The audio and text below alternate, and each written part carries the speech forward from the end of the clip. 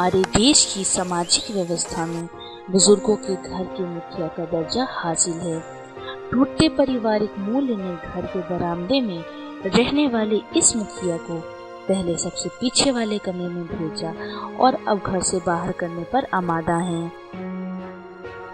सामाजिक बदलाव की बयार में बुजुर्गों के लिए परिवार की छांव से दूर होने का दर्द बढ़ रहा है और बुढ़ापे की मुश्किल सांसें और मुश्किल होती जा रही हैं। अगर भारत सरकार के 2011 के जनगणना के आंकड़ों को सच माने तो हमारे देश की 1 अरब 21 करोड़ से ज्यादा की आबादी में लगभग 20% आबादी बुजुर्गों की है। कभी नई पीढ़ी को दिशा दिखाने वाली ये आबादी अब पारिवारिक विभाजन का दर्द झेल रही है। बीते 3 दशकों में बदलती जीवन शैली ने परिवार और वृद्धों की सहजीविता को प्रभावित किया है।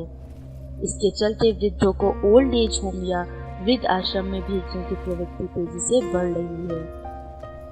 वृद्ध आश्रम में रहने वालों की दास्तान सुने तो ये समझते देर नहीं लगती कि क्यों और कैसे उम्र का एक पड़ाव पार करते ही इंसान अपनों के लिए बोझ लगने लगा है।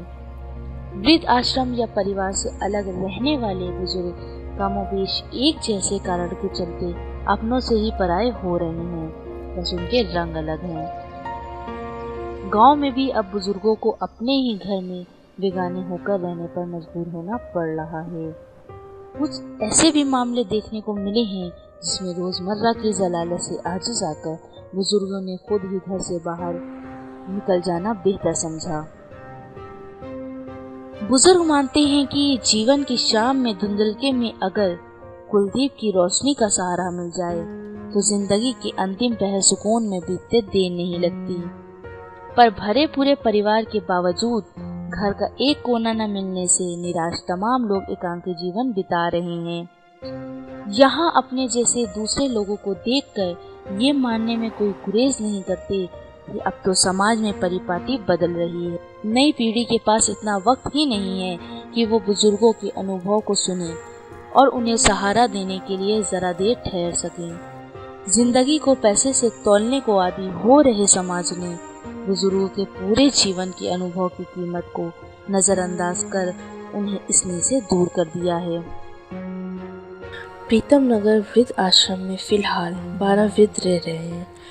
आश्रम में रहने वाले हर बुजुर्ग के पास अपने बच्चों से जुड़ी दास्तान का अंत आंखों से गिरते आंसू के साथ होता है। 80 के दशक में जॉनसनगंज में फोटोग्राफी की दुकान चलाने वाली ब्रदी प्रसाद पांडे की पत्नी ब्रिजानी पांडे की उम्र 100 साल पार है। 20 साल पहले पति की मौत के बाद 2 बच्चों के बीच भटकर रह गई ब्रिजानी कुछ ही दिनों बाद परिवार को बोझ लगने लगी। 10 साल बीतते बीतते उनकी देखभाल को लेकर दोनों बेटों में सैकड़ों बार टकरार हुई। बेटों की लड़ाई का नतीजा ये हुआ कि इन्हें वृद्ध आश्रम में रहने को मजबूर होना पड़ा। 8 साल पहले ब्रिजानी को उनके ही बेटों ने उन्हें इस आश्रम में लाकर छोड़ दिया। आपका दूध नहीं मिला, दोबारा खाना मिल जाएगी। या बात हाँ तो खाना में जलेबी दे दिया। क्या बताएं, अच्छा, हमें लाना भी लग गई। इनको एक काम करो, रुक जाओ। अच्छा दूध जलेबी नहीं तो एक काम करो, दूध पी लियो हाँ। और खाने के साथ जलेबी खा लियो।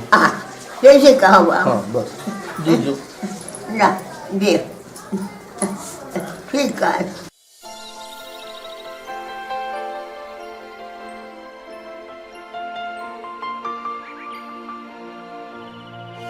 ये इंग्लिश का नाम है बीबी तिवारी, हिंदी का नाम बद्री प्रसाद तिवारी। बहुत बड़ी दुकान रही, सब लूट गए। बहुत का बताई बेटा। ब्रिजानी को हर रोज इसी तरह किसी के आने का इंतजार रहता है। इन्हीं की तरह श्यामा तिवारी भी अपने बड़े भाई का रोज इंतजार करती हैं। श्यामा को उनके बड़े भाई ने 5 साल पहले इसी आश्रम में छोड़ दिया था, वो भी धोखे से। 60 साल पार श्यामा का कोई परिवार नहीं है और जिसे अपना परिवार माना उसने उन्हें बेगाना समझा। भाई के परिवार से मिले तिरस्कार ने उनके मन पर इतना बुरा प्रभाव डाला कि उन्हें अब बोलने बात करने में समस्या होने लगती है। आश्रम के लोग बताते हैं कि इनकी मानसिक स्थिति ठीक नहीं रहती है।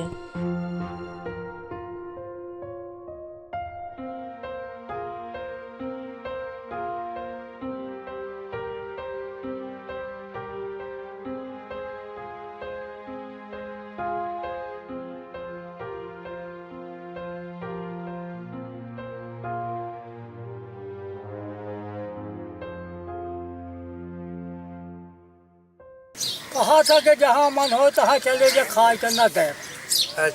तो जब पकड़ के केरुआ नहीं मची दी, पर जब भोजन नहीं दी तो हटावे नहीं है। तो उन्हें में लड़का जौन है तौन है पतोही, वो कहती के टट तुरे बाप कहा है कहिए मांगी क्या चीज है तो खा तो पाए। ये 7 बरिस भैया होता है, एक जूना खिचड़ी मिला थी 7 बरिस, तो मनुष्य न हो 7 बरिस एक दोपहर खिचड़ी मिला थी। लगभग 2 दशक पहले स्थापित किए गए नैनी आश्रम के प्रेरणा वृद्ध आश्रम में ऐसे लोगों को पनाह मिली है जिन्हें अपनों ने घर का एक कोना देने की भी जहमत नहीं उठाई। यहाँ फिलहाल 6 से 7 बुजुर्ग रह रहे हैं। मिर्ज़ापुर शहर के रहने वाले बाबू लाल को घर परिवार ने ठुकराया तो इस आश्रम ने अपनाया।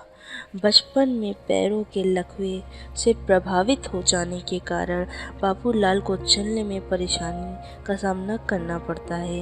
इकलौते बेटे शंकर लाल ने इनकी ज़िंदगी का सहारा बनने से इनकार कर दिया है।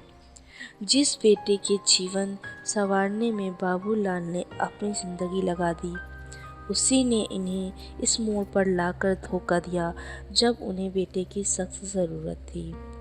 8 साल पहले की वो श्याम बाबू लाल को आज भी याद है जब उनके बेटे ने उन्हें अभी आता हूँ कर अंतिम बार पैर छुआ था। बाबू लाल की पथराई आँखों को बेटे का आज भी इंतज़ार है। आश्रम में ज़िंदगी कट रही है, बस शिकवा है तो खुद से। वो मानते हैं कि अगर कुछ जमा पूंजी होती तो जीवन कुछ बेहतर कटता।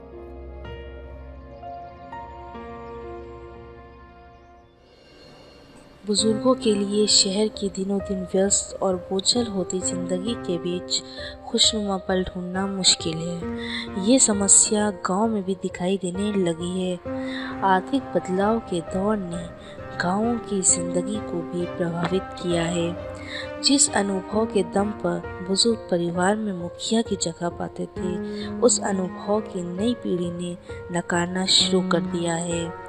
इसके चलते अब गांव में भी बुजुर्गों का जीवन तनहा होता जा रहा है। ये हैं नंदकुलाल प्रजापति। इन्होंने पूरी उम्र अपने बेटों की घर गृहस्थी बसाने में बिता दी। दूसरों का घर सजाने का हुनर रखने वाले 85 साल के नंदकुलाल को अपना घर नहीं मैसर हो पाया। अपनी ही गृहस्थी में व्यस्त 3 बेटों के पास ना तो पैसे हैं और ना ही समय। नंदकुलाल बताते हैं कि एक ऐसा भी समय आया कि 10 दिन भूखों रहना पड़ा। ऐसे समय में भी बेटों ने कोई मदद नहीं की। हम अलगाए फलगाए नहीं मतलब, और उन्होंने खुद ही अलगा दी हमको लोग को। भाई अपना खाने पीने लगे। हमारे ज़्यादा संख्या थी, लड़के बच्चे ज़्यादा थे। हम कमाए कि कमा के खिला के बड़े बड़े करे, पढ़ाई लिखाए। तो छोटा भाई है, उसके मिले में अम्मा बाबू अब वो रात में लड़ाई झगड़ा उन्होंने हो गया, अपना अलग हो गए फिर। 80 साल की उम्र पार चमेली देवी को डॉक्टरी सलाह नहीं भाती। बीमारी में घूमने टहलने की डॉक्टरी सलाह पर वो खुद को हमेशा व्यस्त रखने की कोशिश में रहती हैं। वो अपने बुढ़ापे को अपने 2 बेटों पर बोझ नहीं बनने देना चाहती। रेलवे कर्मचारी रहे पति की 2 साल पहले मौत के बाद वो 2 बेटों और 1 बेटी के परिवार में भी अकेली रह गईं। फिर बुढ़ापा काटने और अपनी बेटी की मदद के लिए सब्जी की दुकान चलाने का फैसला किया। अब दुकान की व्यवस्था में बुढ़ापा कट रहा है। उनके लिए सब्जी की दुकान सिर्फ पैसा कमाने का जरिया भर नहीं है।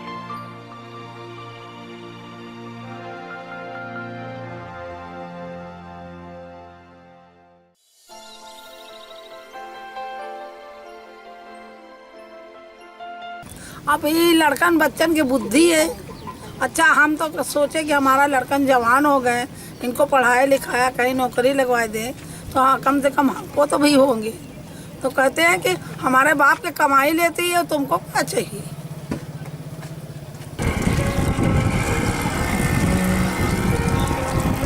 रीवा के बसंतु 70 साल की उम्र में भी रिक्शा खींचते हैं। बड़े बेटे के तिरस्कार ने उन्हें रिक्शा खींचने के लिए मजबूर कर दिया। छोटे बेटे की पढ़ाई के खर्च की खातिर वो नैनी की झोपड़पट्टी में रहकर किराए पर रिक्शा चला रहे हैं। इन्हें उम्मीद है कि छोटा बेटा आगे चलकर इनका सहारा बनेगा।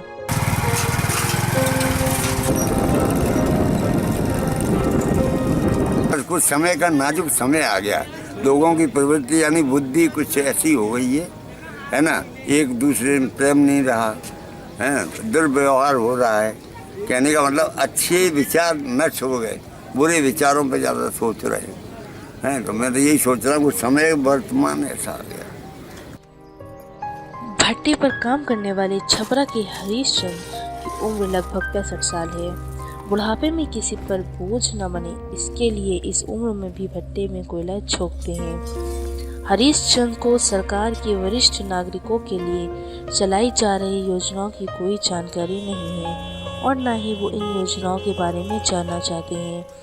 फिलहाल वो अपने 2 बेटों के परिवार के साथ भट्टे पर ही काम करते हैं।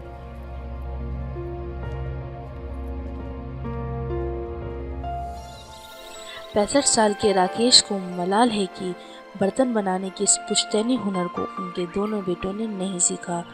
बेटों के परिवार की जिम्मेदारी भी अपने कंधों पर ढो रहे राकेश को अपने बेटों से अब कोई उम्मीद नहीं है।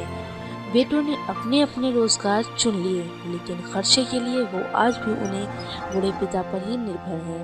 63 साल की रमेला देवी भी अपने पति के साथ दिन भर व्यस्त रहती हैं ताकि 2 जून की रोटी मैसर हो सके। कोई सहायता करते हैं? सहायता साहब जो कुछ हो तो कर ही जरूर, ऐसी बात नहीं, ज्यादा नहीं। अब अपने बिना भोजन की है, भोजन नहीं, खेती बाड़ी नहीं है सर, बिल्कुल। एक गुड़िया है,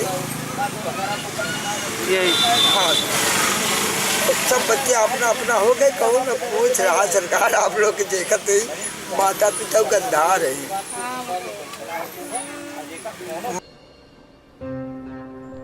लालचंद की मौत बुढ़ापे में देखभाल न होने और ज़्यादा शराब पीने से हुई। इलाहाबाद के किले के सेना डिपो में रसोइयाँ बनाने के बाद लगी शराब पीने की लत बुढ़ापे तक न छूटी। वो सन 2000 में रिटायर होने के बाद गल्ला बाजार बड़ी बगिया में अपने पुश्तैनी मकान में रहने आए। सेना से रिटायर होने के बाद 5 सालों तक जीवन बेहतर रहा, लेकिन जियो जियो बुढ़ापा बढ़ता गया और वो बेटों के ऊपर बोझ बनते गए। अंत में 5 बेटों के भरे पूरे परिवार ने इन्हें अपना मानने से इनकार कर दिया। लालचंद के तीसरे बेटे की बेटी को बुढ़ापे का सहारा बनाने के लिए गोद ले लिया। खान पान की खराब आदत और शराब के कारण इन्हें फेफड़े का कैंसर हो गया। इस साल 27 जुलाई को वो 68 साल की उम्र में चल बसे। अंतिम समय तक वो अपने परिवार का इंतजार करते रहे। सिर्फ वही बेटा बहू आते हैं दुख सुख में, ये लोग सामने रहते हैं लेकिन दुख सुख में कोई शामिल नहीं होता। जब वो सर्विस में दूर चले जाते हैं, लखीमपुर खीरी में करते हैं, आते हैं तो यहाँ आते हैं, जय दिन रहेंगे देखेंगे भालेंगे, चले जाएंगे, बीमार होंगे, मैं अकेली और ये लड़का, बस यही साथ देते हैं, कोई पूछने नहीं आता। अभी तो ये लड़का रोटी बना के दिए। माँ बाप को अपने हक के लिए अब बुढ़ापे में अदालत की दहलीज लागनी पड़ रही है। सुराओं की ये कहानी किसी को भी बदलते जमाने का दस्तूर बताने के लिए काफी है। यहाँ अदालत में बुजुर्ग दंपति को उनके एकलौते बेटे से रहने खाने का खर्च दिलवाया। ऐसा नहीं है कि हमारे समाज को इस बात का एहसास नहीं है कि अब बुढ़ापा ज्यादा असुरक्षित हो गया है। सरकार की योजनाओं में भी ये चिंता दिखती है, पर इन कागजी योजनाओं का फायदा किसे और कितना मिल पा रहा है, ये शोध विषय है। हमें ये नहीं भूलना चाहिए कि बुजुर्ग उस घने पेड़ की तरह हैं जो न केवल हमें अपनी छांव देते हैं बल्कि ये भी बताते हैं कि जिंदगी क्या है। नई पीढ़ी के आधुनिक होने की परिभाषा से परंपरा और संस्कृति गायब हो रही है। मौजूदा पीढ़ी को बुढ़ापे में परिवार का हिस्सा बनने का मौका मिले, इसके लिए वो भी अपने बुजुर्गों को अपनाने से पीछे ना हटे। इस बात पर अमल करके ही हम सभ्य समाज बना सकेंगे।